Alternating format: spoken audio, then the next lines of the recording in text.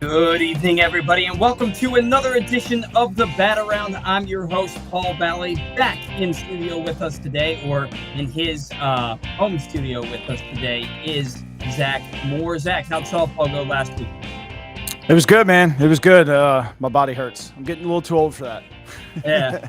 I played again today. I played baseball this morning. I threw 5 innings, and we got 5.5 innings in 3 hours. That's how slow the game was that I played in this morning. Not a great result. We lost pretty bad.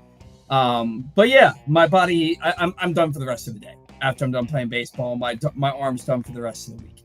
After that, so I feel you for sure.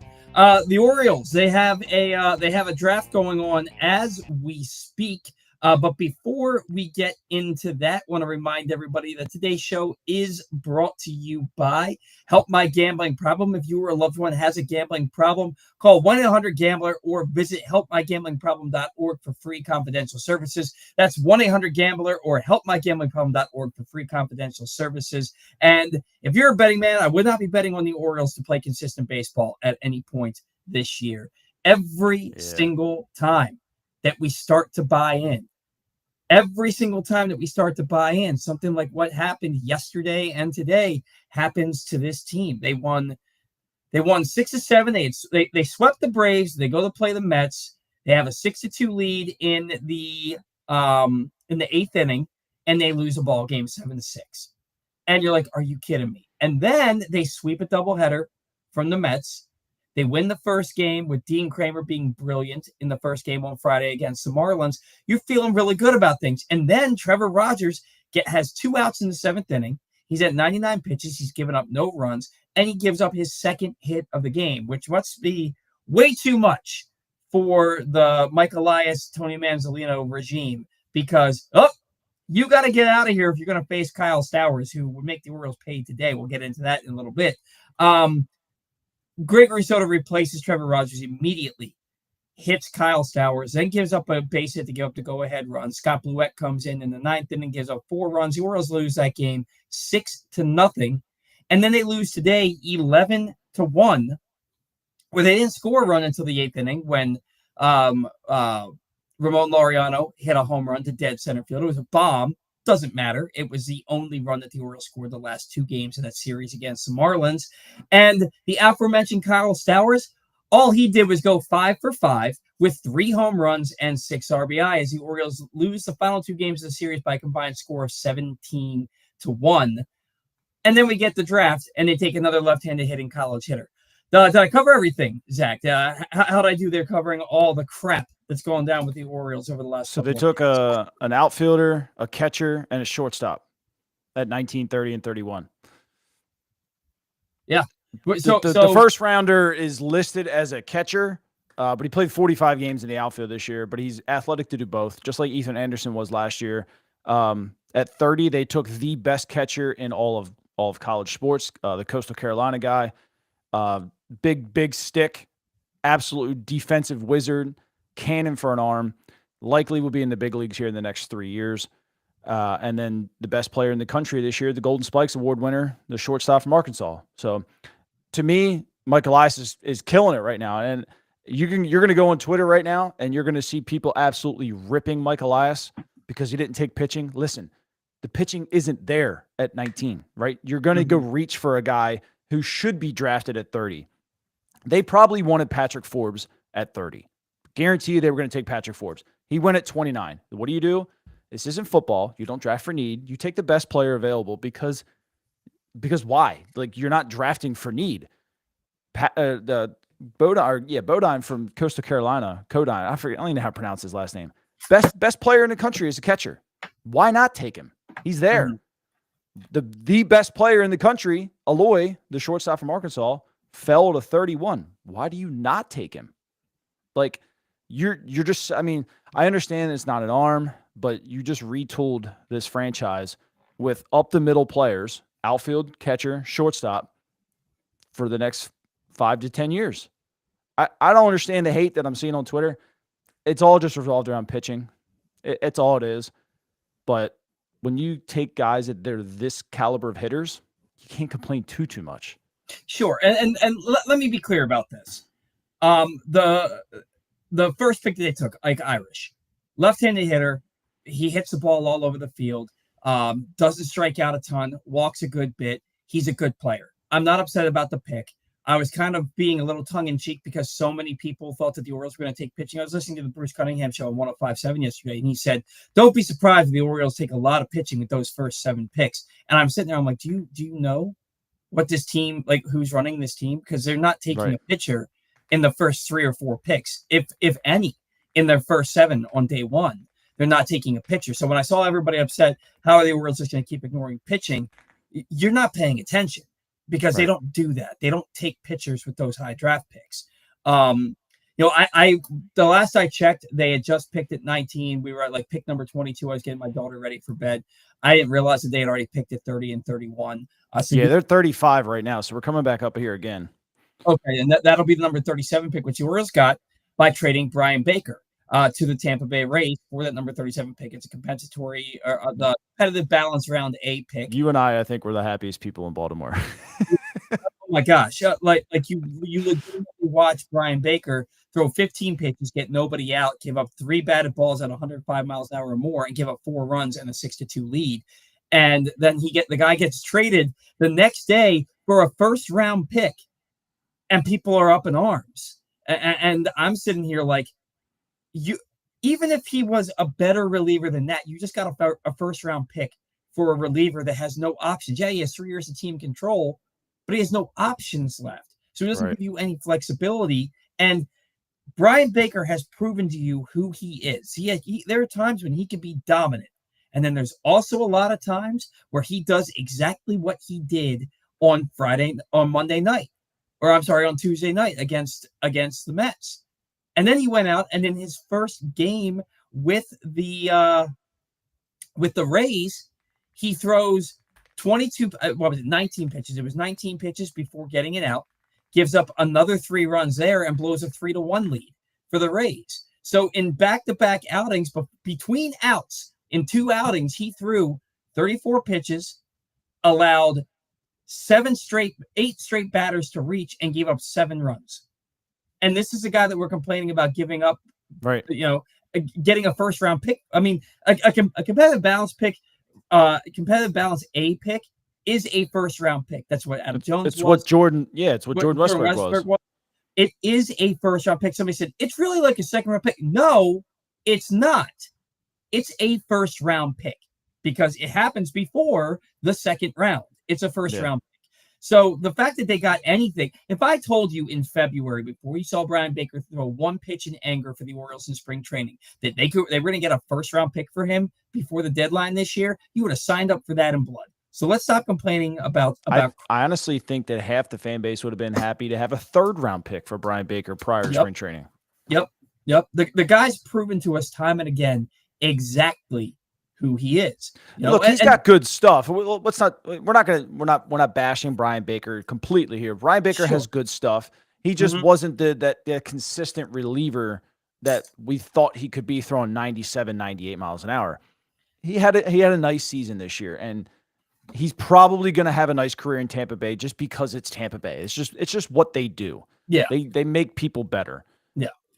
You don't complain about turning Bryan Baker into a first round pick. No, absolutely. The only thing I questioned was who's in your bullpen next year, because you're losing at least 4 guys right now. Right now, next year, you don't have really a bullpen. Yeah, that was my only question. Soto is more than likely getting traded. Dominguez more than likely getting traded. Kittredge more than likely getting traded. They can actually bring you back something. I think the Orioles are in full-on sell mode at this point. And let me say, Zach, thank God you're here. Thank God you're here. Another pitcher just went right. The guy that we wanted just went right in front of us. Well, you said that right as I was about to call you a calming influence. Thank you for being a calming influence, because I'm very angry at this team. I just think that they play so inconsistently. They've won 6 of 7 before yesterday's debacle. They and 8 of 11. Where everybody's feeling better about things, and then they bring the hammer down on us yet again with the back-to-back losses to the Marlins, who you should be better than, but you're not because a guy named Kyle Stowers doesn't play for you anymore, plays for them. Drove in 6 runs today. He still would have lost 5-1, but Kyle Stowers made you his bitch today. And like, good for him. Good for him. And look, Trevor Rogers could win comeback player of the year. He is pitching very well for the Orioles. He's earning that ace status on his team. He looks absolutely phenomenal. So am I going back and am I taking that trade back at this point? Probably not. I think the ire amongst the fans regarding Kyle Stowers is more than anything the fact that he never got a fair shake here. He never got a fair shake. 2022, you had guys like Ryan McKenna and Brett Phillips and Chris Owings playing over him. Then in 2023, the little bit of time that he got, like he got some run at the beginning of the year. He has a terrible slump, which, by the way, didn't you say he went like a 3 for 53 slump earlier this year? Yeah. And the Marlins let him play through that, and now he's an all-star. Who has 20 home runs for them at the break. The Orioles, he went 1 for 32 or 1 for 37 to start the season for them, and he went back down to AAA. This is a guy who was a minor league player of the year for you in 2021, and he never really got a fair shake here. Gets traded, and now he's lighting things up. He was actually a second-round pick. That's actually a second-round pick. And there's a reason for that. There's a reason for that. I'm not sitting here saying that I'd rather have him over Trevor Rogers, because I love a dominant left-handed pitcher in the Orioles starting rotation, especially for next year. But the ire is the fact that Stowers didn't get any fair run here. We just went left-handed hitting outfielder at 37, a high schooler. Oh, lovely. Another 5'10", 180 pounds. Is he fast? It has to be. Yeah, dude. That's the thing. It's like this guy wasn't even slated at 37 or anywhere near the top 50. I don't think. So that's what Bryan Baker got you, essentially. I don't know, man. And I have this show, and I'm supposed to be all in on this stuff, and I just don't care. He's a 70-run tool. So he's stupid fast. They said he looks exactly like Corbin Carroll. Same swing, same speed, same glove, same arm. I'll let that one shake out. Okay. I'll let that one shake out. I could have had somebody a little bit better, but yeah. Well, and again, so he was ranked the 24th overall prospect. So you get him at 37. The catcher, the first round pick was actually a top 10 guy. He was number 5 on Keith Law's board. Right, and he fell to 19. So I'm not going to complain. Right, you're getting value at where you're getting him at right now. So that's fine with me. So let me ask you: were you shocked at all to not see what's his name, Chase Anderson, or Ethan Holiday go number 1? No, from everything I read coming into this, Holiday wasn't expected to go number 1. A lot of people had him mocked at 4. And then the pitcher out of LSU, they thought that he was going to go number 1. And then it was Eli Whitting? Is that his name? Yeah, I never even heard his name. Yeah, never heard of him. But again, I don't follow a lot of college baseball. There's not much college baseball around here worth following. Let's be honest with this. Jackson Holiday was not the consensus number 1 overall pick, and that was Mike Elias's pick. And the 3 guys that they named that should have went instead of Holiday, none of them are really doing anything. So none of them are even close. Let's not say anything about the Nationals not taking Ethan. You just don't know. No, yeah, I was just surprised they didn't take the starter out of LSU. Just because you have some great core position players with the Nationals, need some pitching. That's a guy who could potentially be at the major leagues in a year or two. Right. Yeah. And you don't take him number 1 overall. That's fine. I don't really have, and I don't have an issue with the first 3 players based on what you said. You got the best catcher in the country. You got the Golden Spikes Award winner, and you got a guy who just doesn't strike out and sprays the ball all over the field. So I'm good with it. My question is, you've taken 4 out, a shortstop, 2 catchers / 2 outfielders, right? So what are you? You've got Basayo, you've got Rutschman. I don't One of think these Adley's guys, here much longer. you think is he a trade chip at this deadline? Not they may ask. I don't think they're going to get what they think they could get for him. His value is not that great, and for what they should get for a former number 1 overall prospect, Yeah, and draft player, but you might get a double-A arm for him, and maybe a couple other. You're not getting a major league piece back for that. Like he's like the 19th ranked catcher or something like that. but Basayo probably moves to first, honestly. Yeah. I think that Basayo's too big to stick. I don't even think he's too big. I think the bat is too good to put him behind the plate and let that drop off happen because the legs get kind of tired, kind of thing, and being a long season. It's really rare for a catcher to hit. I mean, what Cal Raleigh's doing right now is absolutely incredible. There's a reason why it doesn't happen very often. Right. You put Sammy at first base DH and just let him just pound the baseball. Don't worry about anything else. Do you think he should be here right now? No. You don't think so? Despite the fact he's tearing the cover off the ball. What position does he play? Well, they don't have anybody to catch right now. Right. But, I mean, do you want to start your service clock on a kid that might not be catching for you next year? Yeah. Just because there's an injury?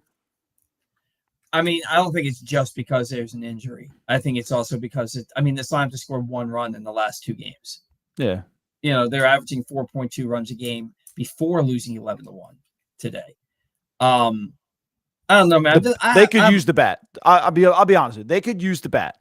They really could. But doing things the way that they have done it for this organization has landed you Jordan Westberg, has landed you Dylan Beavers, and now we've got these picks that we're going to see what happens here. It's not wrong to chase it. I understand fans wanting to win now. I really, really do. But I mean, you and I are sitting here and we're talking about it right now. They're sellers. Why would you forfeit a first round pick next year potentially if he's that good, right? You only have to wait till August 14th for it all to go away, and that pick stays next year.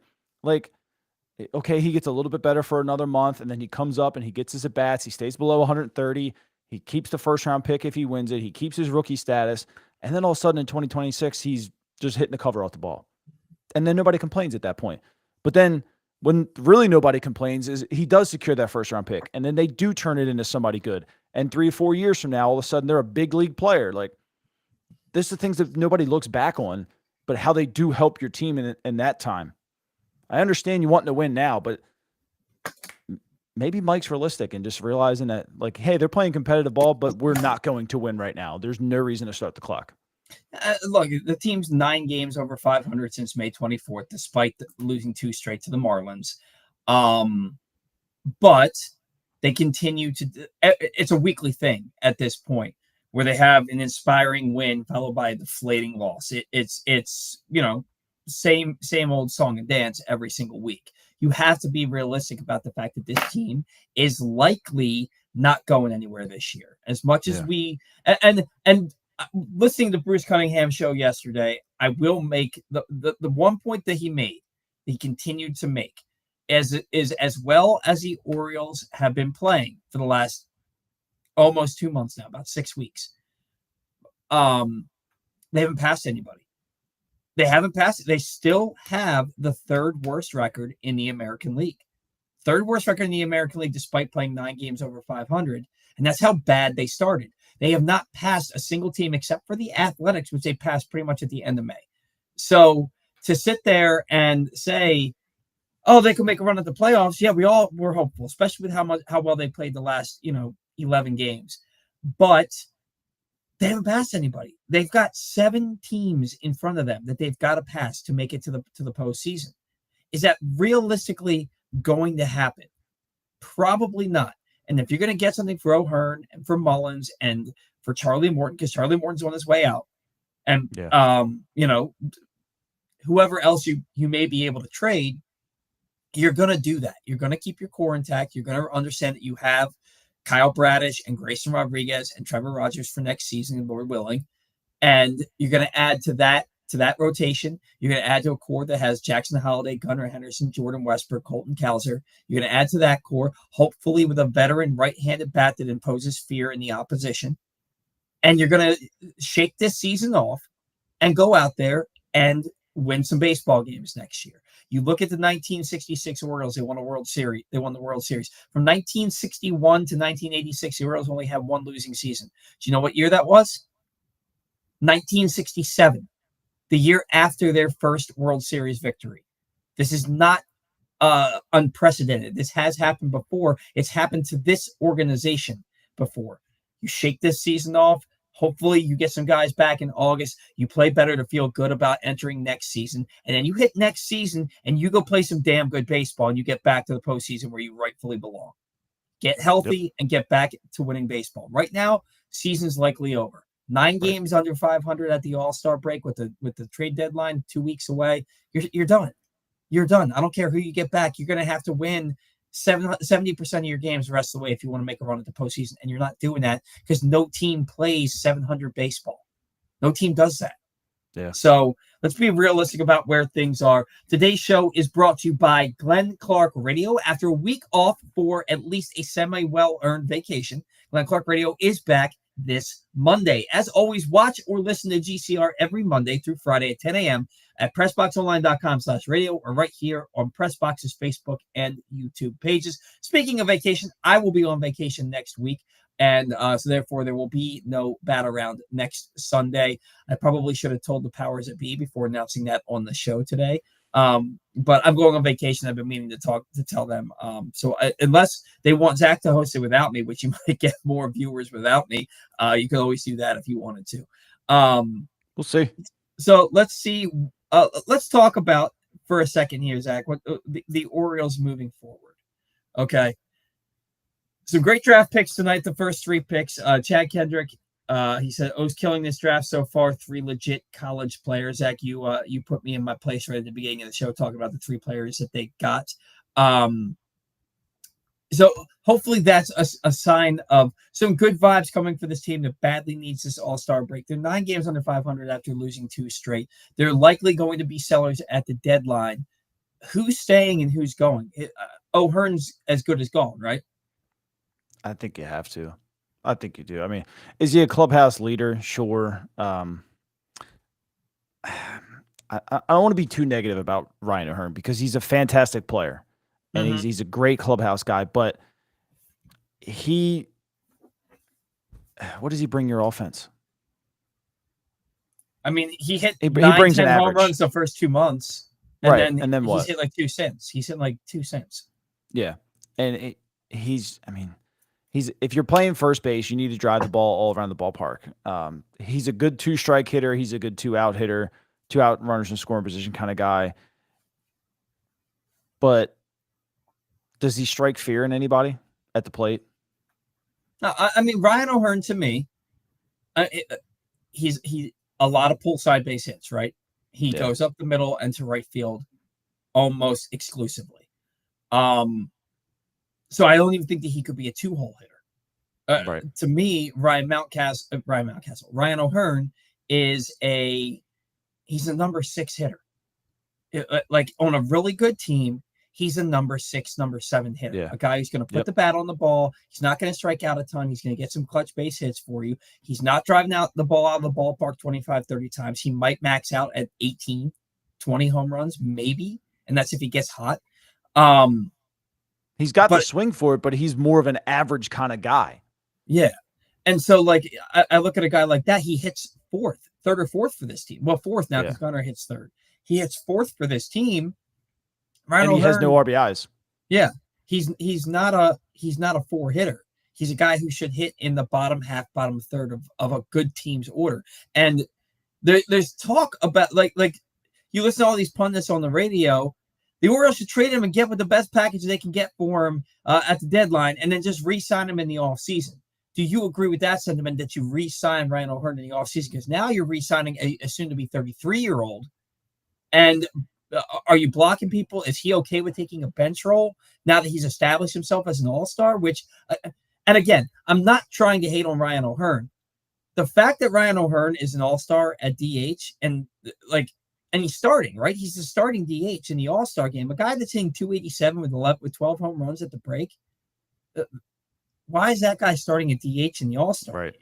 It just shows to me that the rest of the league is down at that particular position. And I'm not hating on O'Hearn because he's having a nice season, but he shouldn't be a main cog in a good team's lineup. He should be a role player and a solid piece, not a main cog. And right now he's a main cog. Yeah, I completely agree with you. And I really don't think the return for him is going to be as good as people expect either. And you're going to hear a lot of complaining about it because people value him very highly, and which is fine. He's a great player. He's a great player. He's a good dude. He's just cool. He's an all-star. It's cool, but he's not fetching a top 10 prospect from a team from their org. I don't think so. I mean, why did they give that up? What I'll tell you, man, I didn't think Trey Mancini was going to get anything. I didn't either. So, I mean, you never know. And they got Cano and Povich for him. I think they got Seth Johnson too. McDermott for him. Jorge Lopez was the Cano and Povich one. Oh, that's right, because he went to the Twins. Yeah, so Mancini was the 3-team trade. So Jose Siri went to Tampa Houston? He went to Tampa. That's right. Okay. He went to Tampa. Seth Johnson came to the Orioles. Was Povich with the Twins? Yeah, Povich came from the Twins to the Orioles. But he was with the Jorge trade. Yeah, and I know that at that man, it was what 3 years ago at this point. But they got I know that they got Povich, Cano, McDermott, and Seth Johnson in those two trades. And I just couldn't remember who came from where.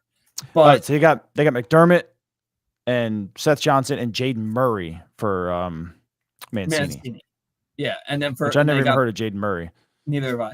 And they got Povich and Cano for Jorge Lopez. So look, Jorge Lopez was out of options. He was a one-time All-Star when they traded him, and they got two key pieces to their pitching staff. Right, Mancini was a shell of the player that he was, and they managed to get some legitimate pieces. Now Seth Johnson is in Philadelphia right now. They got Pat Riley, I believe, in that Seth Johnson trade. Yes, and that was in the Billy Cook trade. Billy Cook. That was Billy Cook. So who'd they get for Seth Johnson? Oh, he was part of that Soto trade, wasn't he? Yeah, with Moisey's chance. Yeah. So look, they've turned some quality players, some fan favorites in Baltimore, into some decent pieces for this club. Although I'm pretty much out on Cano at this point, especially after how bad he looked today.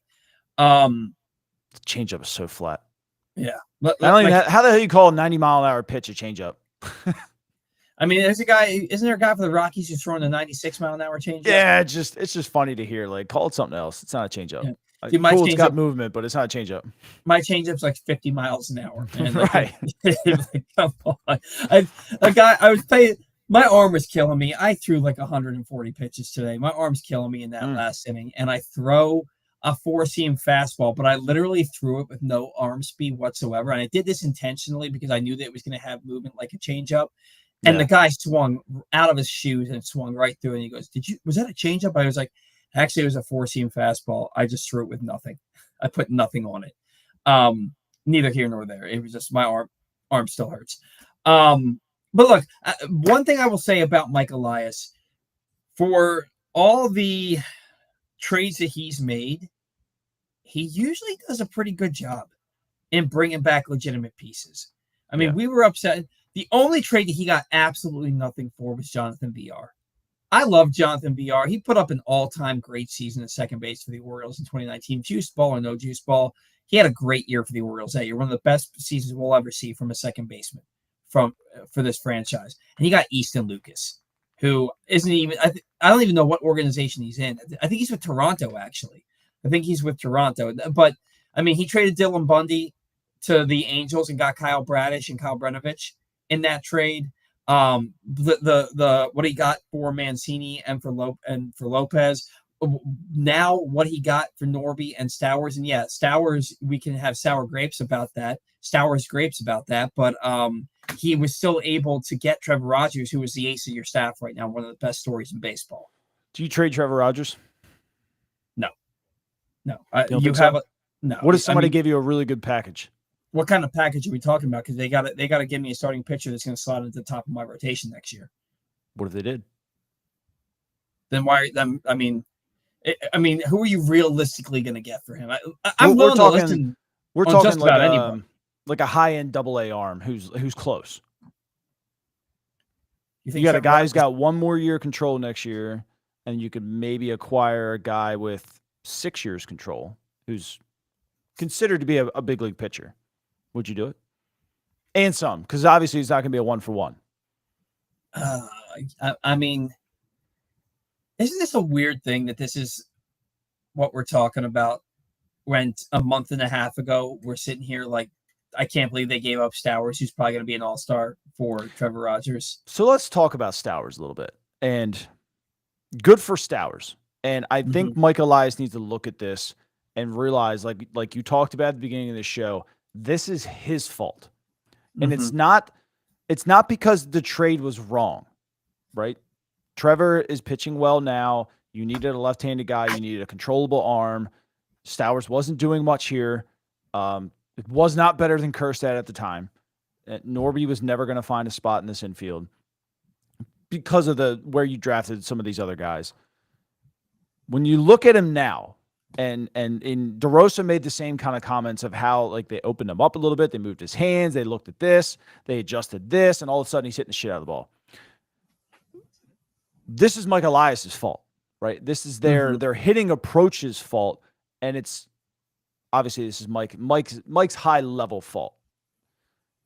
One, because of how he treated him, up and down, up and down, up and down, never getting him consistent at bats. And he's done it with almost every prospect so far, except for Holiday and Gunnar and Adley. But two, and Westberg and Kalser. And no, they did it with Kalser for a little bit. They did. Kalser would have not played if Hayes didn't get hurt last year. Kalser wouldn't have played for sure. And Westberg, kind of same thing. Probably wouldn't have played. But their hitting coaches just couldn't figure it out. Tip your cap to Miami for figuring it out for Kyle Stowers. And when you listen to DeRosa talk about it, it wasn't that big of a change. Not at all. Like, I think he opened up a little bit more. He had a little bit more of a degree of an angle on his bat path now. Just incremental things, right? Nothing drastic, you know? But they didn't pick that up in almost 6 years? That's their fault. It's not, you can't blame them for trading him away. You really can't. But you can blame them for how they got to that point. That's where I get mad at the Stowers trade. Because you can do that to Heston Kjerstad right now, and someone else is going to fix Heston Kjerstad right now. Yep. Yeah. And that's the thing where it's like, we're talking about the draft, and it's great what they've done, the first 3 or 4 picks in this draft, right? That it is phenomenal. Kudos, hats off to Mike Elias and the organization for the picks that they've made. They seem like home run picks. But I cannot get worked up about them in the positive sense because of what we've seen with just about every prospect that's come through this system. You know, you look at Adley, and Adley has gotten worse offensively every year since his rookie year. He had 36. He hit 36 doubles in 113 games his rookie year. He hasn't sniffed that since then. He hit 20 home runs too, right? No, he didn't hit 20 home runs. I think he hit I think he hit like 11 or something, or 13. I'm thinking of his first full year, maybe. His first full year, he hit like 22 home runs. Last year, I think he hit 19, but he had 15 at the end of June. Yeah. And he's gotten Rutschman has completely regressed as a hitter. Gunnar looks good, except the power has completely been sapped. You know, Gunner's having a nice season, but it's not a Gunnar Henderson season. He's not going to sniff 25 home runs this year unless he goes on a tear in the second half. You know, and this is a guy who we thought he was going to approach 50 last year, and then he ended up with 37 after in 28 as a rookie.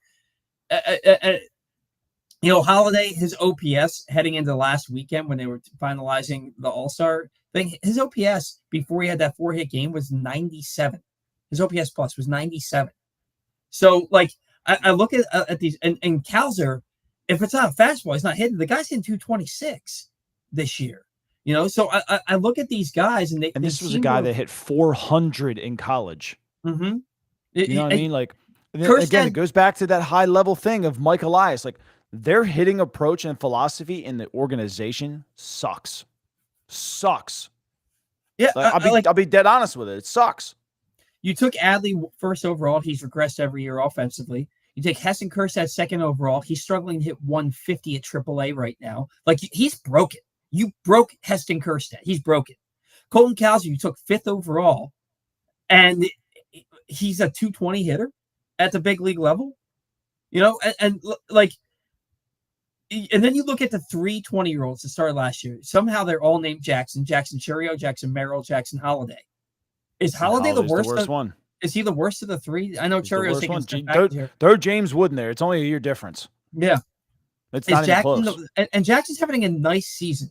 We're talking about him as an all-star because he's our player.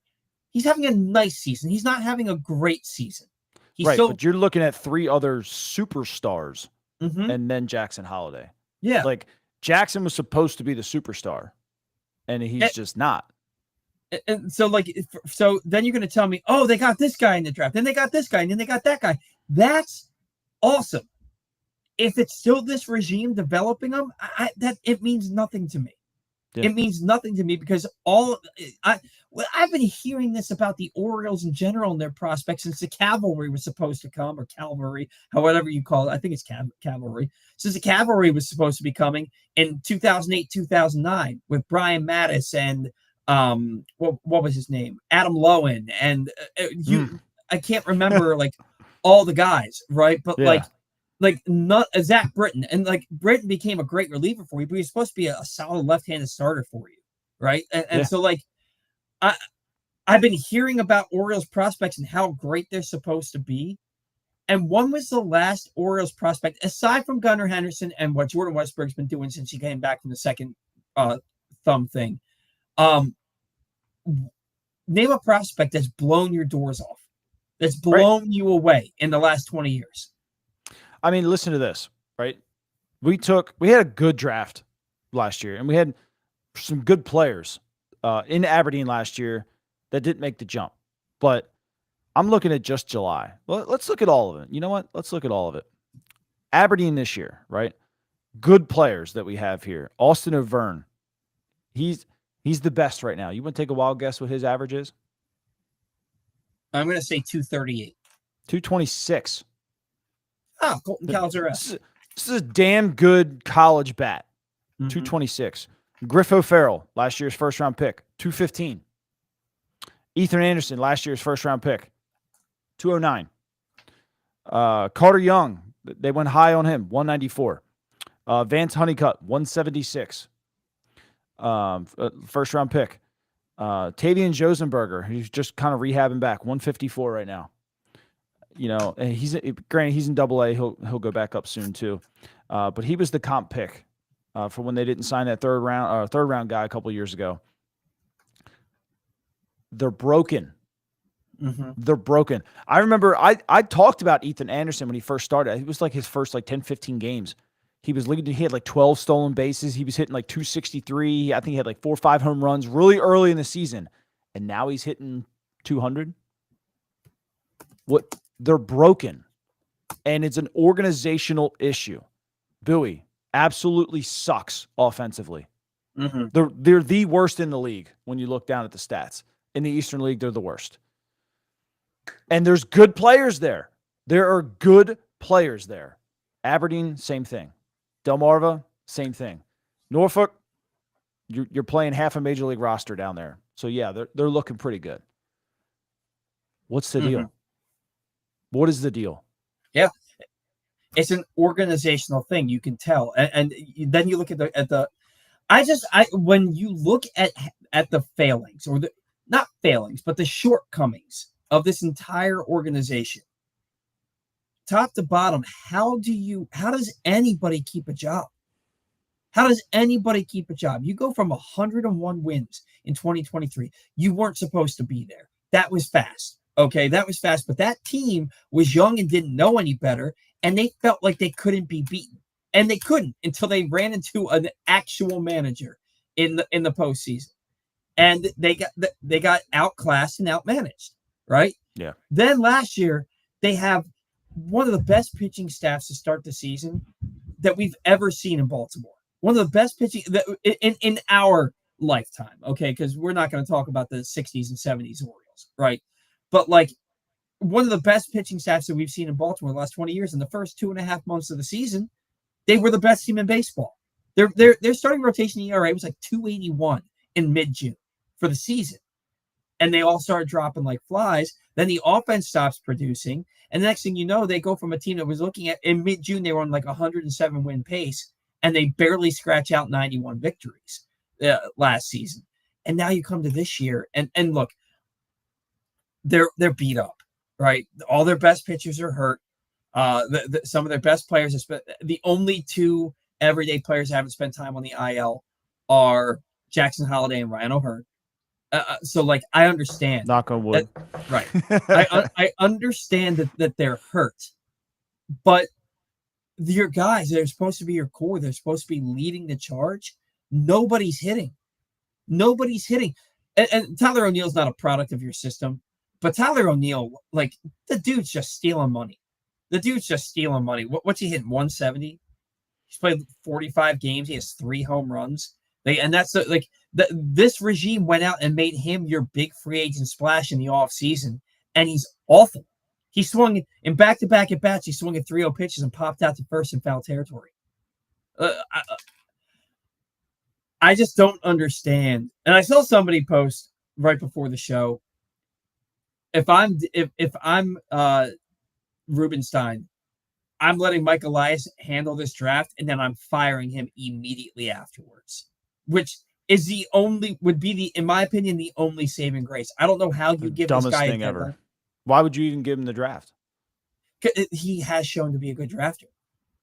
He has shown to be decent in the draft, I think. It's the one. Yeah, but if you're letting a guy go and he knows it, like, and obviously you need pitching, he's not going to get pitching. But maybe he doesn't know it. That's what I'm saying. Like they've given him a vote of confidence across the board, right? And he's not getting fired after the draft. We all know that.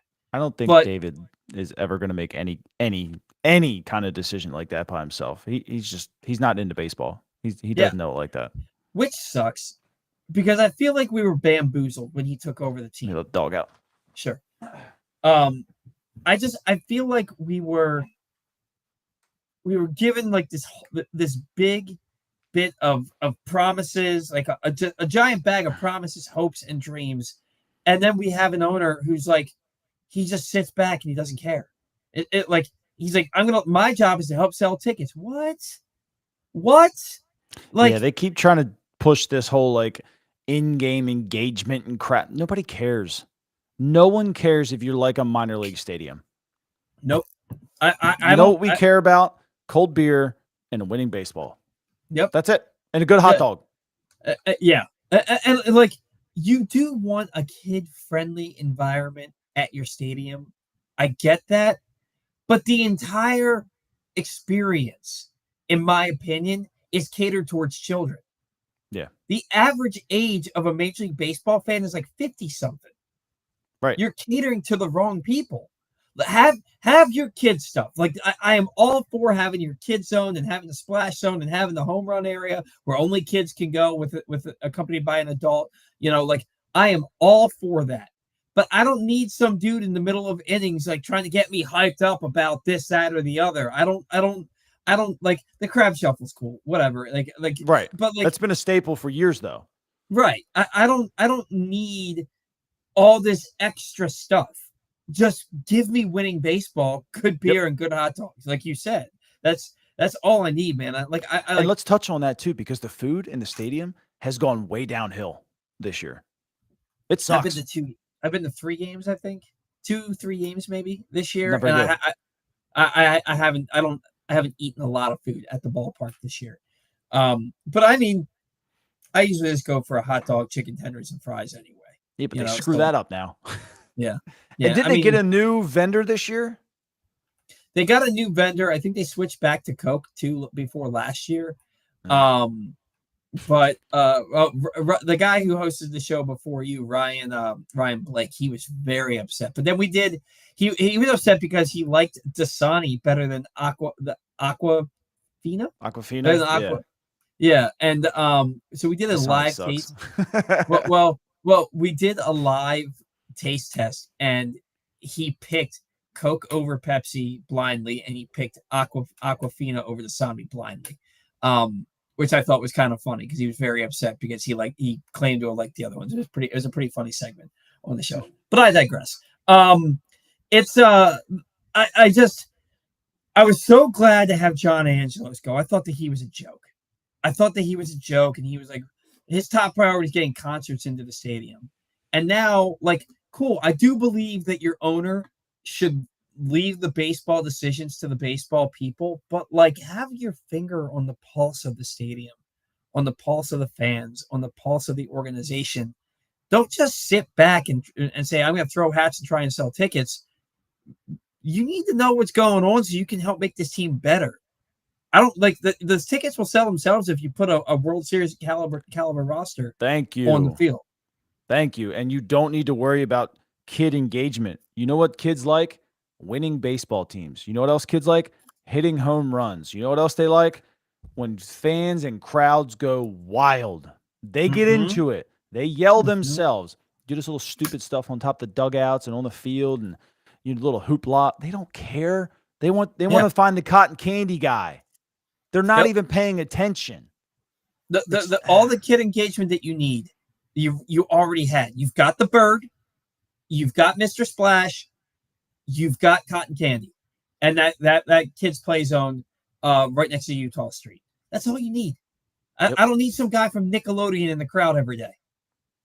Like, and I know we sound like a bunch of old men, but winning cures everything. I'm tired of watching a mediocre to bad organization. I'm going to be 41 in September. And I'm glad you said organization because it's not just the big league team. And this is why so many people want Buck back, because Buck was a legitimate manager. Buck was a legitimate baseball guy, and he didn't rely on analytics. And that's why the most fun that we've had watching baseball in Baltimore was those 5 years that they from 2012 through 2016. 2023 was awesome also.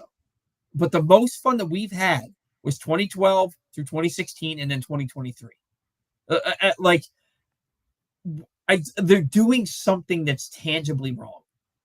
Like you can actually feel that they're doing something wrong with this organization. And it sucks because we were promised this 10 to 15 year competitive window, and it's shut after 2 years. You don't even count 2022 because Mike Elias didn't believe in the team back then. Like he clearly didn't believe in the team back then. I'm just frustrated, man. I'm frustrated, and I can't get excited about draft picks because I haven't seen anybody develop into that player that like. Well, they're going to get hurt. What?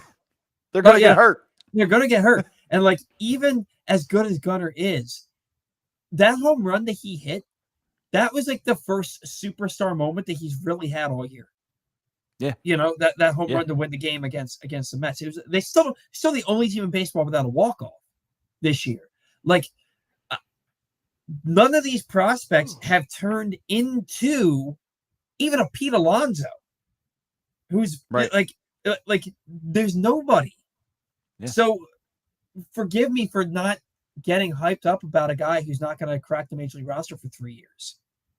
When he does, he's going to be up and down and then sitting every 12 days like Kobe Mayo is. And yeah, and also, what does it tell your players for like? Let's talk about that for a second.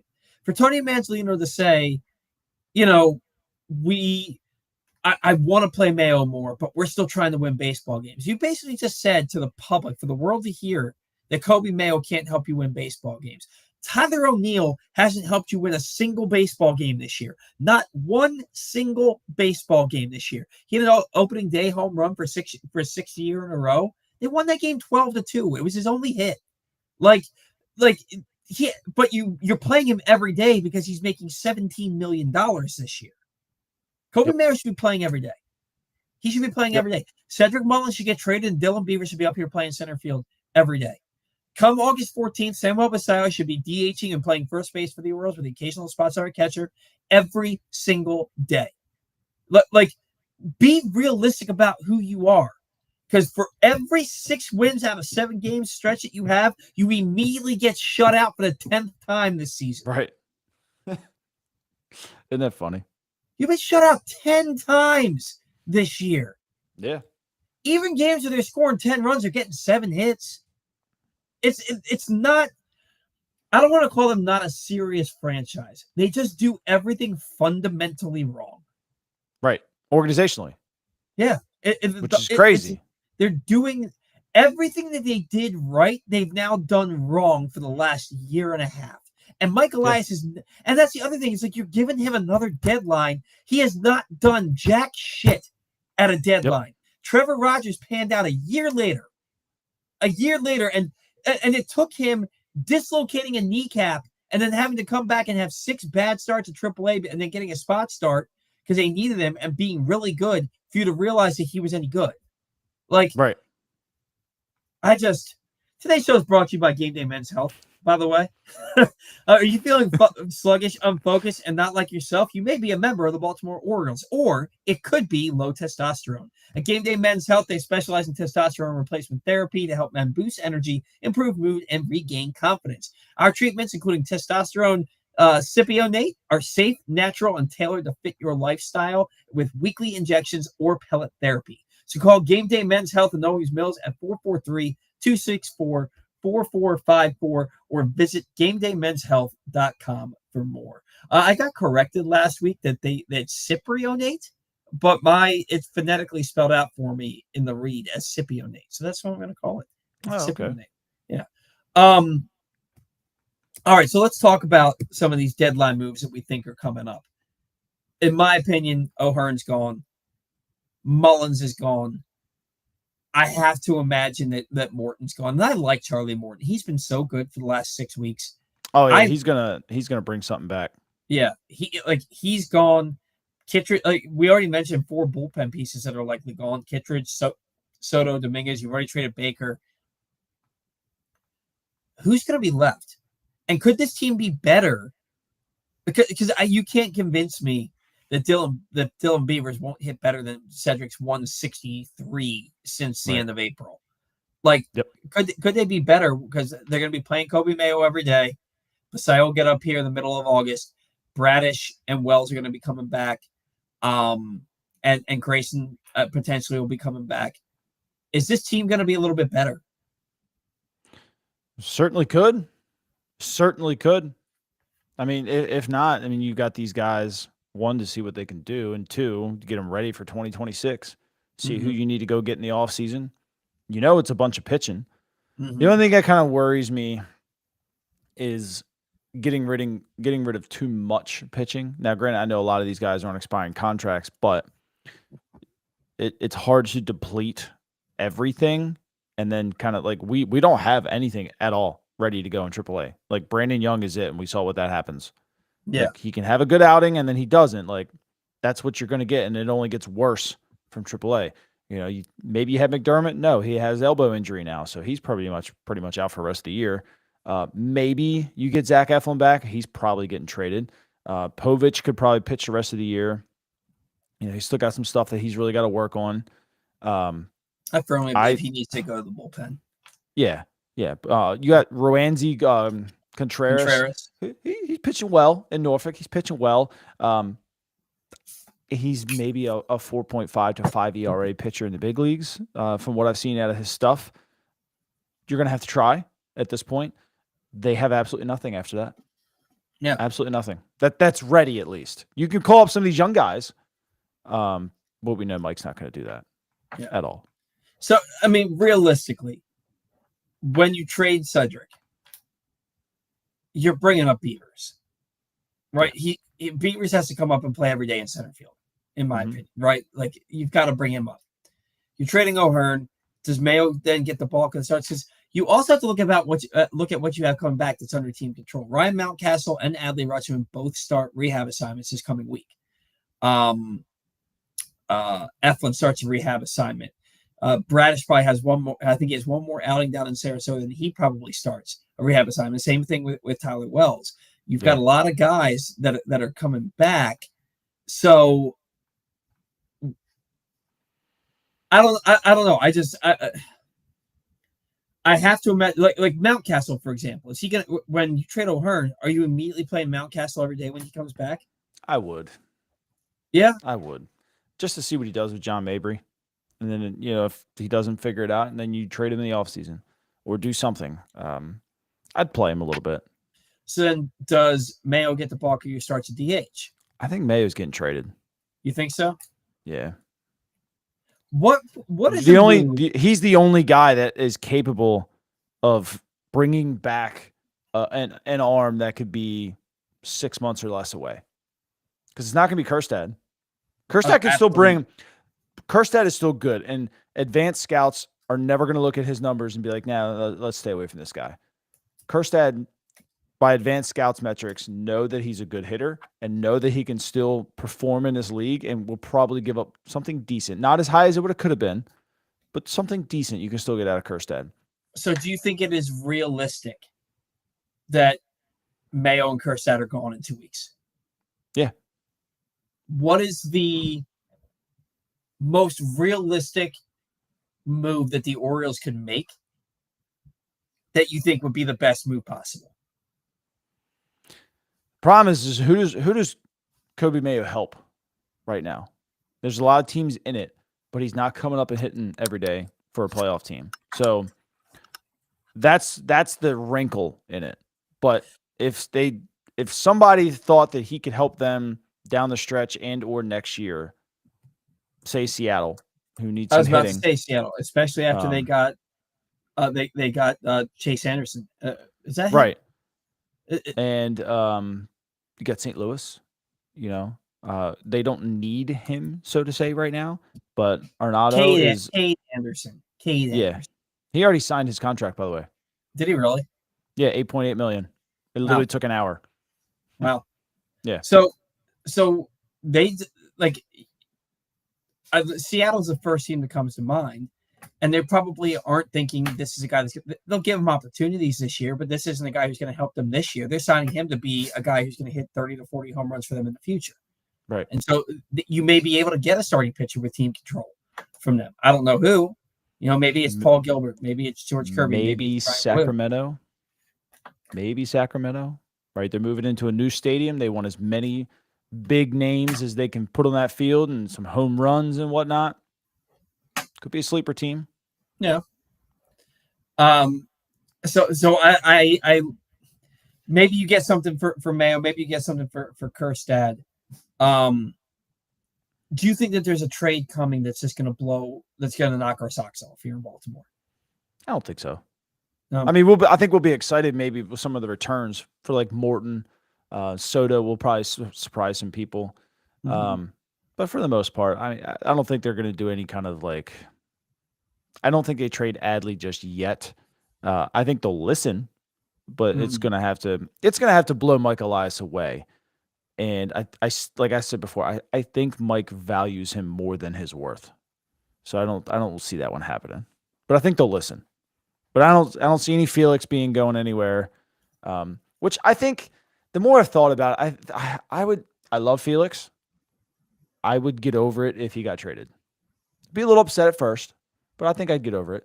Because this organization, yeah. He's held opposing hitters to an 0.53 batting average over his last 14 outings. Yeah. Like, great. Look, he's fantastic. Don't get me wrong. This organization has found a way to churn out high-quality closers pretty easily. And I say that, I shouldn't say that, but I'm saying that. We've churned out a lot of really good closers. They just took Tommy Hunter out of absolutely nowhere. Jorge Lopez out of absolutely nowhere. BJ Ryan was absolutely out of nowhere.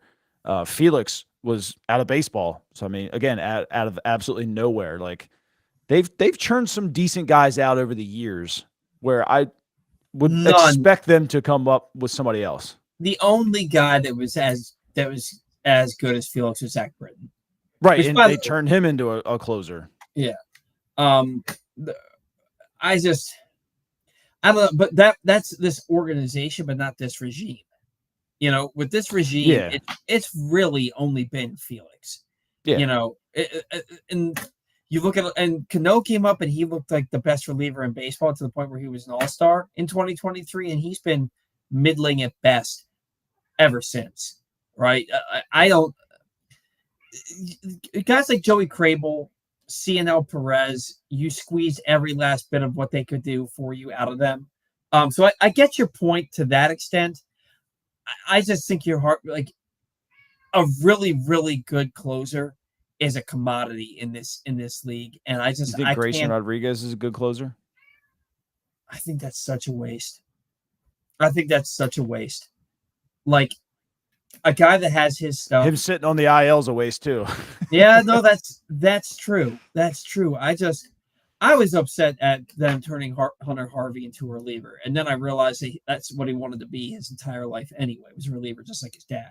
So, like, I don't, and I was upset with the whole DL Hall thing too because I like the Orioles. He could have been a closer. Yeah, and they just never. They have yet to just develop a young starting pitcher and have them be. They've turned plenty of starting pitchers into dominant relievers, but they've never turned a starting pitching prospect into something worthwhile. Do you know why? Because they suck? Because they can't keep any of them healthy. Yeah. Well, now nobody can. Look at them all back. Bundy was hurt for a while. Couldn't keep Gossman 100% healthy. Grayson is hurt all the time. DL Hurt was hurt all the time. Hunter Harvey all the freaking time. Yeah, that's true. Brandon Young's been the most healthiest pitcher we've had and God knows how long. Yeah, that's true. And I mean, he threw an immaculate, and that's Orioles baseball, like to the nth degree, to throw an immaculate inning last week and then this week give up 7 runs. Oh, it's baseball in general. That's like throwing a no-hitter and then coming out giving up 7 the next day. Yeah, it's lose you, I think. I don't know if you can hear my cat. He's being pretty loud right now. Yeah, I don't know, man. I'm just so burned by this organization, and I can't quit them, man. It's a complete addiction. Like sometimes I just want to be like, I'm just not going to watch them. I'm just not going to watch them. And I sit down. I find myself every day at 6:35 sitting down in front of my TV to watch Orioles baseball, hoping I see something that leads me to believe that this team is back. And those 2 games to end the weekend, to end the first half, like the first 2/3 of the season, it just leaves such a sour taste in my mouth. Do you have any confidence they're going to come back and play a better brand of baseball after getting some time off?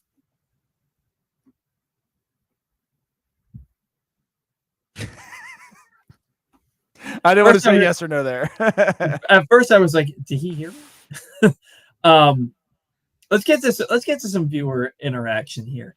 Slyster 59, O's timid approach towards winning is weak and not productive. Their performance is contagious. They don't trust each other. They're not trying to win. No pulse. I don't think they don't trust each other, and I don't think they're not trying to win. But I think when they get down big, like you look at the 2 teams that played today. The Orioles, their first 6 outs, 3 of them they made on the base paths. They ran the 3 outs in the first 2 innings. Meanwhile, Kyle Stowers is hitting 3 home runs off of your rookie starter. It's just they're not great fundamentally. They make a lot of stupid mistakes. And like, what's one thing that this team does well consistently? Get hurt. Yeah, they are great. They're very good at getting hurt. Yeah. Golly. They are. It's just. I think they trust each other. I think they're trying to win. But a game like today, yeah. After about the 4th inning, they had no pulse. When it was 4-0, I turned the game off because you could tell by their approach that they weren't winning that game. Like you could absolutely tell. And it sucks. I just Mike Wareko. Speaking of Ryan McKenna, whatever happened to him, he wasn't a bad player, but he's not a good player. He's not in my opinion, Ryan McKenna is not a major league player. I didn't think they always talked about how he was so great defensively. He would make a play every now and again, but he catches the ball next to his ear. He catches a baseball next to his ear, doesn't catch it up above his head. Um, I just think that I've seen him drop too many baseballs that should have been caught and take too many weird routes. I think that Ryan McKenna, uh, you know, he's a fifth outfielder. And that's why, like, the fact that he's not on any team tells you all you need to know about Ryan McKenna. Yeah. Yeah, I mean, I've always liked the guy, but at 28, like, he's still a free agent. Like, he's not even playing in the minors, so that's kind of odd. Trey Mancini, 11, 12 days ago, opted out of his minor league contract with the Diamondbacks. He was having a monster year. He had 9 home runs in June. He had like 360 with like 9 home runs in June. And I think it was 28, 29 RBI. Are you surprised that nobody's picked him up? Not one team has picked him up. No, because he's in Vegas and the ball flies out. And teams know that. There's no difference between Vegas and Norfolk. As weird as that sounds, but the ball absolutely carries out in Norfolk. That's why you see some of these guys have just monster seasons for us and they come up and suck. Because they're just used to that ball just carrying out. And over here, they're just fly balls. It's just they're on that river down there. And there's no different than our pitching staff. Like, you see some of the crazy numbers because as soon as you get it up there, it's gone. Right. The International League itself it's always got skewed numbers, but I mean, Vegas is even worse. You get the ball in the air and it's gone. I just can't believe there's not a team out there that's taking a flyer on him in 2 weeks. Who needs him? I mean, let's be really honest with ourselves. I would say Ryan O'Hearn is better, but who needs either one of them? Yeah. Do either one of those players make any major league roster better right now that's in playoff contention? No, but that's the thing. He couldn't go play for the Rockies or the White Sox. Don't the Rockies have a young guy, I think? Probably. They have a bunch of young guys. Right. And they're going to play those guys. That's the problem. Yeah. And that's true. He's 33 years old. He's got to find a team that's willing to take a flyer on a 33-year-old outfielder who hasn't had a great year since 2019. Yeah. So, do you believe this? Manzolino was told not to play Mayo. He pinch hit twice with Arias instead against lefties after those dumb mices. I'm through.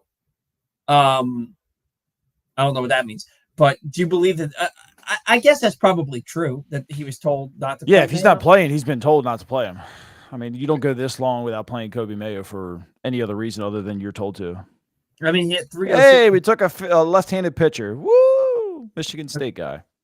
What pick was that? 58. They already hit 58. No, sorry about that. Left-handed pitcher, 6'8". Jacob Mizrachi style. What do you think about Jacob Mizrachi being an all-star? Horrible for baseball. Horrible 5 for starts, baseball. 25 1/3 innings pitched. He's an all-star. Could he be one of the best players and in the game? Yes. But horrible for baseball. Trevor Rogers has made 6 starts. He's thrown, 35 innings? Something like that? Yeah. And his ERA is like 123. Why is he not an all-star then? AL's better. Well, that, and I think that it's more fanfare for Mizrachi. I think it's more fanfare. And look, he's good. He's a good player. He's probably ability-wise, does he deserve to be there? Yes. But when you come up and you're just immediately kind of thrown into it, like at least Skeens last year was like up for a good bit, made a couple starts. We had like 10 starts. Yeah, like 11 to 13 starts. Yeah. Right. That's different. 5, 25 innings pitched. Like, I did just read today that the Brewers are trying to extend him for like north of $200 million. Must be nice. And didn't he already have arm surgery? I think he's been healthy. He was a junior college guy. Okay. Is Elias gone at the end of the year? I don't know. I'm leaning towards yes. And not because of the draft and not because of the pitchers and stuff. I think because of the stuff that we tacked on earlier where it's at the top, how it's so bad across the board organizationally. and I don't think he makes the necessary moves, and I think it's his ass that gets chopped because of it. Okay, yeah. I don't know if your plan is to fire him at the end of the year. I don't see how you give him the deadline. Yeah. I just unless it's like what you said, like the moves at the deadline are terrible, and it's like, what the hell was that? You're out of here. You know. John Keller. Alloy is a beast. Kid can play. I do love that pick. Is he the shortstop or the catcher? The shortstop from Arkansas. Yeah, he won the Golden Spikes Award, so best college player. How did he drop to 30th or 31st? He was projected to us at 19. Really? How did he drop? Like what are teams seeing from him that he dropped? Well, I think early on there was a lot of guys that were not projected to go in the top 10. Like the Angels took another guy that was on no one's board at like 2. Just Angels doing angel things. But they get to the big leagues. He'll be in the big leagues in August. Yeah, so but yeah, they're just projections. This is where Keith Law would take it, but Keith Law is not out there scouting, with advanced scouts and stuff to see what that team thinks that this guy could do. They're just projections, so. Yeah. Zach Moore, the man that said Kyle Stowers could never make a dent in the Orioles lineup. It's true. It was true. If Kyle Stowers was still here, he would not be doing this. It's not like Kyle Stowers figured it out himself. Kyle Stowers figured it out with a coach that changed a little bit and got him going. Kyle might not even be hitting 180 with this coaching staff. And I'll say that all day long until I'm blue in the face. If Jackson Holliday can't perform right now, what makes me think Kyle Stowers would? Yeah. No, and Jackson Holliday, the biggest change he made came from his dad. Right. According to Keith Law, the Orioles are winning this draft. Do you agree? Drafts is a crapshoot. We can be happy or bad about whatever they do, but the draft is an absolute crapshoot. Mm-hmm. But you took guys that proved it at a high level, at the collegiate level, and they did it very well, and you took them. Outside of that, you can't complain too much. Did you want a pitcher? Sure. Did you want to take a pitcher at 19 when there was probably none available till like 30? That would have been kind of dumb. So you take the best player available in baseball. Yeah. Figure out the rest later. Yeah. I agree. I think it's fine. Josh Hall, no pitches with the first 4 picks. I think the 2 that they wanted, Quick and Forbes, were literally taken right before them, and they took the next player available. And that happens to them every year. I think if Baz was there for them at 36 or 37 back in 2020, they take him. Yeah. But he wasn't, and so they didn't. But I mean, if you're paying attention to what this team has done historically from 2019 through now, you should know better than to think a pitcher was coming in those first 4 picks. Right. They're going to take all college bats. The fact that they took a high school player with the 37th pick is kind of a surprise to me. There was going to be all college bats. Brock just said the lefty made 15 starts this year, went 8-3 with a 2.36 ERA with a .98 WHIP, 22 walks and 104 strikeouts in 91 innings. At only allowed 4 State home runs. University. No, at Michigan State. Okay. I mean, that's good. Is Michigan State really a great baseball program? It's still Big Ten baseball. Yeah. I don't know how well they did this year. If they made like a regional or anything like that. Let's see what they did this year. Let's see stats maybe. I don't even know how to find this. I never look up college baseball all that much, like standings or anything. Neither do I. I guess it would have helped if I went to the Big Ten conference. Right. They were 13-17 in conference play, so they weren't great. Yeah. Overall, they were 28-27, so I don't think they made the dance. Like if Maryland's being like, I try to find follow Maryland baseball, but you have to watch it on like a Maryland app that you have to pay for, which is fine. Like, I don't mind paying for it, but I'm not into it enough that I'm going to do that. You know, and so like, and I wish I could sit. People are like, "Oh, did you see the College World Series?" No, man. Like, right. I don't. I have 3 jobs and a family. I didn't see the college. Like the fact that my wife lets me watch every Orioles game, every inning of every Orioles game is Right. a miracle. I don't have time to sit there and watch the College World Series. And like, I don't know, man. Like I love baseball, but I don't care. Yeah. Yeah. So they didn't even make the regionals or anything. That's fine. Yeah. I'm not complaining.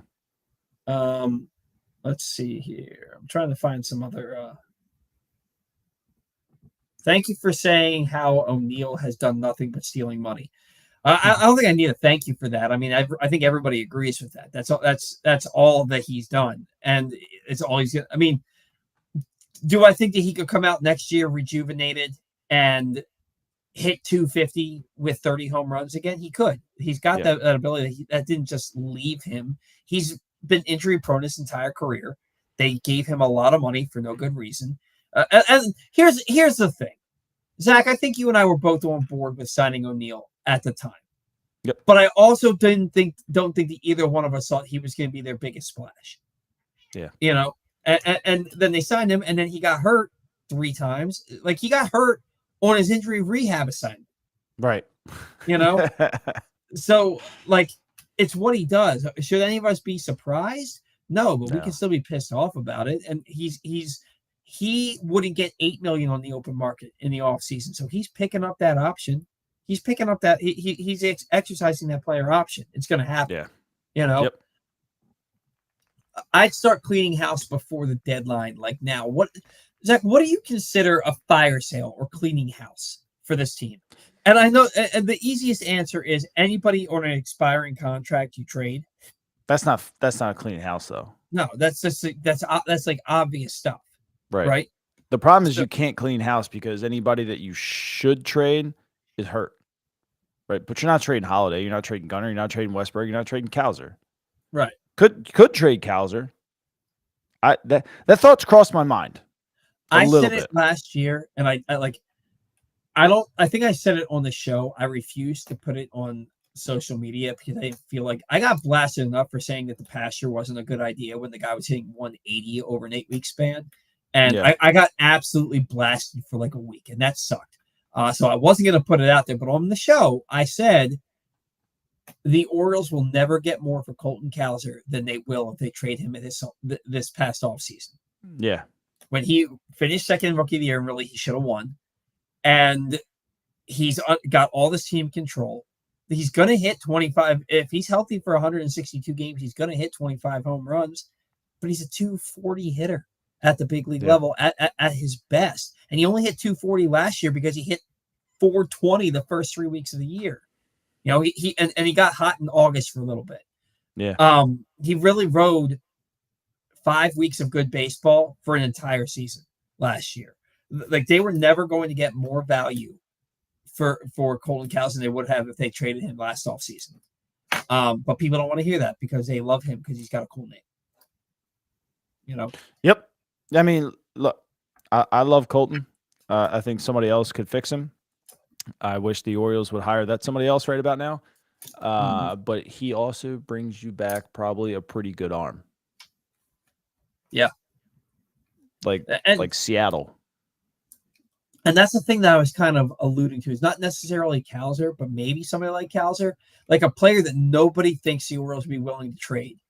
And then suddenly they trade him. Like Adley Rutschman, with Basayo drafting these 2 catchers, and Ryan Radford says this after drafting these 2 catchers, who I know need at least a couple of seasons in the minors. Who do you guys think will be more likely involved in the trade? Adley for prospects or Basayo for his? They're not trading Basayo. Could you imagine if they did? This fan base would lose it. This fan base would. I would buy stock in Twitter right before they did it. Yeah. Oh my goodness. I don't think they're trading Adley, but they just took two first-round catchers. And Ethan last year was a catcher. Ethan Anderson was what, a second-round pick? Mm-hmm. I think under Mike Elias, they've taken several in the top 5 rounds. Yeah, they've taken a lot of catchers. I said that the other day. I started looking at it, and I was completely wrong, but I'm going to look it up again. Let me see. I'm gonna start at 2021 because I remember the first 2 years was not many catchers. Hanley went in the 5th or 6th round, 7th round with Adley. Something like that. All right, so they took Pavlonian 21, who just retired the other day. Really? That was in the 7th round. Yeah, he was in AAA. Creed Willems was in the 8th round. That was a catcher. So that's all they took in 21. 22, they took Silas in the 4th round. So there's one in the top 5 rounds. Rhett's back. They took in the 14th round. He's been having a good season so far. He's in Bowie. 23. They took guy in the 16th round, so that cancels that out. So maybe I'm wrong. So last year Ethan was a 2nd rounder, Stafford was a 5th rounder, Tuitt was an 8th rounder, and then Tess was a 12th rounder. So last year they took 4, and this year they've already taken 2. It's a lot of catchers. Yeah. It's a lot of catchers. And you're taking 2 catchers. And I know that Ike Irish only caught 12 games this year, but it's because he got hit by a pitch and fractured his scapula. So he was out for a while. When he came back, they put him in the outfield. But he had caught, they said his defense needs a little work. He did catch 6 of 8 potential base stealers, which is something the Orioles have, really struggle with. I don't know. By the time they're ready, I don't think Adley's going to be here anyway. No. You hear people talking about extending Adley. Why? He hasn't been any good for 2 years, right? Or a year and a half anyway. I don't know. I don't know. So let's see here. The giveaways are the only thing that brings fans off their fannies to the games. Yeah, I mean, yeah. Now, is that catering to the fans, like catering to children? I don't know, but legitimately, if there's a floppy hat or 6'6" right-handed pitcher JT Quinn from the University of Georgia, the 69 pick to the Orioles. So 2 pitchers in a row. Yeah. Well, and again, who have they developed as a pitcher? That they kept healthy. What's that? I said that they kept healthy. Yeah. I mean, look, there's guys in AA right now that look good, that look really, really good, and some guys in single A. Blake Money pitching really well in AA. Got to keep him healthy, man. Got to keep him healthy. And there's 3 of them that this year that we've heard.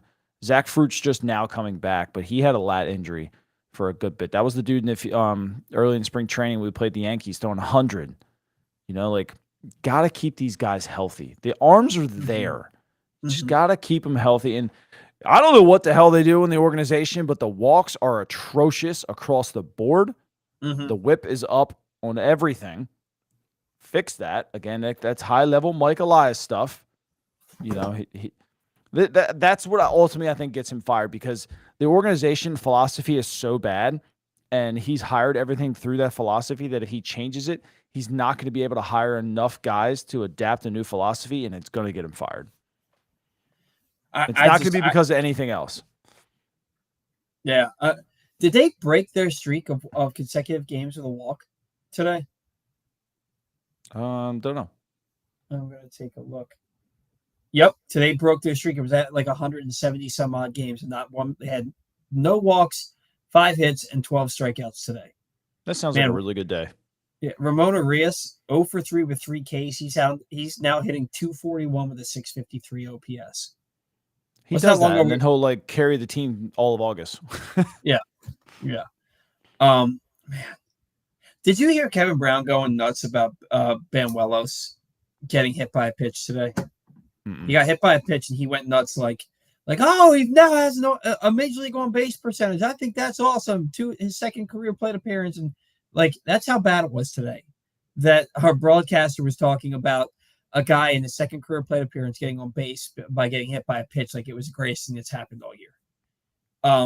I decided to cut my crepe myrtle tree down today instead of watch the game. Your what tree down? Crepe myrtle. You ever seen them damn things? They're a pain in the ass. Don't ever get one. We don't have a yard that's good for that. They grow like a frickin' weed. Then they're huge. Well, they can get huge, but not really huge. What do they look like? Just a tree. I don't know. They got green leaves. It's a tree with green leaves. Oh.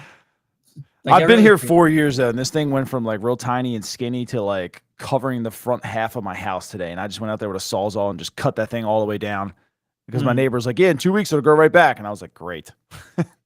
Oh man. Well, I hope he got rid of it. Today's show brought to you by County Sports Zone. All summer long, County Sports Zone is keeping you updated on high school sports news. CountySports.zone is proudly sponsored by your local Toyota dealer and by a Toyota.com.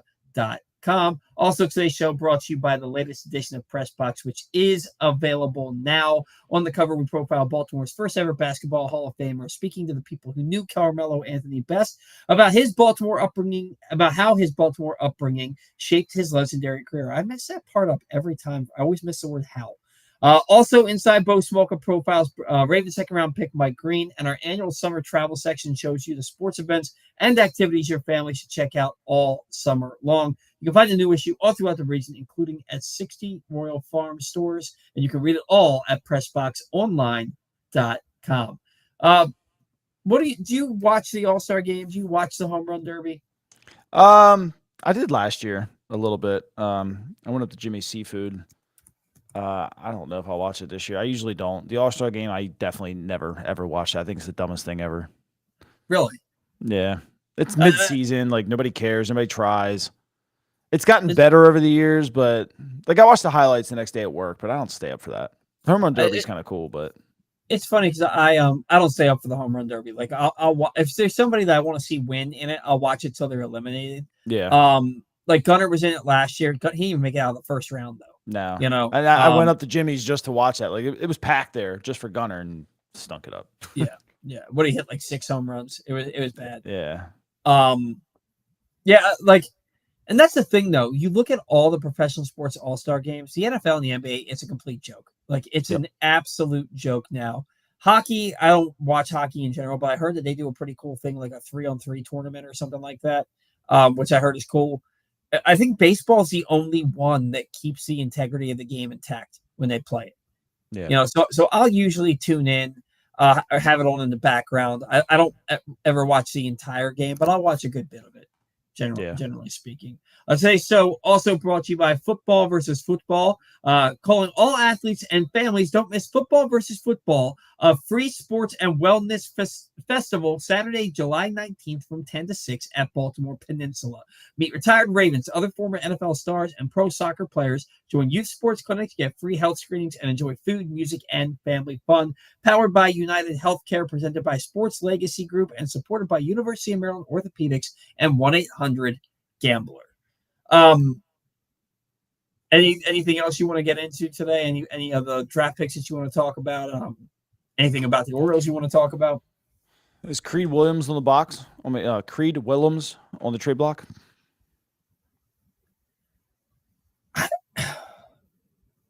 Good catchers are a hot commodity right now. He's what, 22, 23? Is he that good? Like good. He can hit, right? But is he a good defender? Can he throw? Like, is he like above average? Maybe, especially. I think he's a major league catcher, whether that's a starter or a backup. But I think he's a major league catcher. See, I don't know. Maybe I just don't. I guess a lot of catchers don't look all that athletic, and to me, he just looks so unathletic. I've never thought that he was going to be anything. And I remember when they drafted him, they were showing a video of him hitting, and like they showed like 10 swings, and like 3 or 4 of them he hit like these weak little dribblers in his batting practice, and I was like, "There's nothing that stands out to me about this guy as special." But scouts loved him, and like I think there's a lot of guys that are on the trade block. I think you have to, if you want to replenish your farm system, and if you want to get some potential big league contributors to your team, there's not many guys that are off the table. I think your core at the big league level is off the table. Pasayo's off the table, but anybody and probably like Beavers off the table. Anybody else, I think that they have to listen on. I think they absolutely have to listen on. The question the O's need to have is: do we change players or coaches? If it's a philosophy issue, then coaching needs to change top to bottom. Well, they're not getting rid of the players, so they have to change coaches, right? Yeah, they got to change something. because the injuries, the whip on the pitching side, they just walk the house. The averages aren't there. The runners in scoring position is just not there. Stefan and I talk at work all day long, and I've sent him some stats. He's a Cardinals fan, but he lives here, so he watches games and stuff, and it blows his mind away, like how bad. He's a big Chesapeake fan. He lives pretty close by. He goes and watches all the games. He tells me a lot about guys at AA, and I tell him some of the stats and like where they're ranked in the Eastern League, and he's just like, "Whoa, that's real bad." And it's not just them. Aberdeen's the same way. Delmarva's the same way. It's bad organizationally. I think that we've been so snake bitten by this organization for the last 3-4 decades that the expectation, like you have no legitimate expectation that they're going to do anything worthwhile. I like what they've done in the draft today. I like the trade that they made for getting Bryan Baker out of here for a first round pick. But I have to see what Elias does. He's never made a move that I agreed with at the deadline. Yeah. He's never. Eflin was a good move. But other than that, he hasn't done anything at the deadline that I've ever really agreed with. Although I did believe in trading Mancini when they traded him, because I knew the fan base wasn't going to like it, but I knew that you were never going to get more value for him than at that moment. And I didn't think that he had a spot with this organization moving forward after that season. So I agree with it, and I understood it. But I mean, like, if he goes into the off season again, is he going to act like he is the smartest guy in the room, like he always does? And that's a problem. I think he firmly believes that he knows better than everybody else. And a guy that has that mentality, it's really, really hard to get them to change their spots. Yep. And like I said, I think that's what ultimately leads into him getting fired. Yeah. I don't disagree with you. All right, that's going to do it for us here on the Bat Around today. Thank you to all of our sponsors that we don't have a show. Thank you to all of our loyal listeners, viewers, fans that we 100% do not have a show. Zach, great to have you back after a week hiatus. Thank you so much. Again, we will not be broadcasting next Sunday because I will be on vacation. If I do a show on vacation, my wife may actually leave me at the beach. So until 2 weeks from now, enjoy your All-Star break. Hopefully, when we come back, we're talking about some good Orioles baseball or at least some worthwhile trades. Until then, see ya.